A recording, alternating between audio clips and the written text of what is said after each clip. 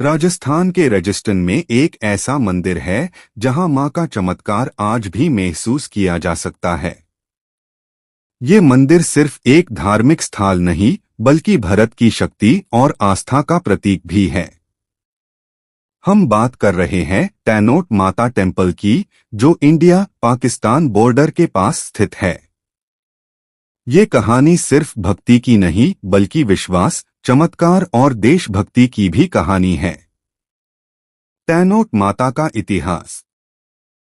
कहा जाता है कि लगभग 1200 साल पहले ममदियाचरण नाम के एक भक्त थे, जो मां हिंगलाज माता के बहुत बड़े उपासक थे।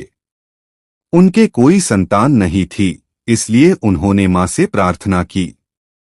भक्त ममदियाचरण ने हिंगलाज माता के दर्शन के लिए 7 बार पाकिस्तान के बलूचिस्तान तक कठिन यात्रा की। उनकी भक्ति से प्रसन्न होकर मां ने उन्हें दर्शन दिए और वरदान दिया कि मां खुद उनके घर बेटी के रूप में जन्म लेंगी। समय आया और ममदियाचरण के घर एक कन्या का जन्म हुआ। उस कन्या का नाम रखा गया टैनोट माता। लोग मानते हैं कि टैनोट माता हिंगलाज माता का ही रूप है। बचपन से ही अनमेन अलौकिक शक्तियां थी और धीरे धीरे उनकी ख्याति मंदिर का माहौल। अगर आप कभी टैनोट माता मंदिर जाओ तो वहां का माहौल कुछ अलग ही महसूस होता है। रेजिस्टन की शांत हवा, मंदिर की घंटियां और सोल्जर्स की श्रद्धा। यहां आने वे लोग सिर्फ मां के दर्शन ही नहीं करते बल्कि देशभक्ति का एक अलग ही एहसास लेकर वापसते हैं। बहुत से लोग मानते हैं कि टैनोट माता सच में बॉर्डर पर भारत की रक्षा कर रही है। आज भी होते हैं चमत्कार। आज भी टैनोट माता के मंदिर में हजारों लोग आते हैं। लोग यहां अपनी मनोकामना लेकर आते हैं। कोई नौकरी के लिए, कोई व्यापार के लिए, कोई परिवार की खुशियों के लिए।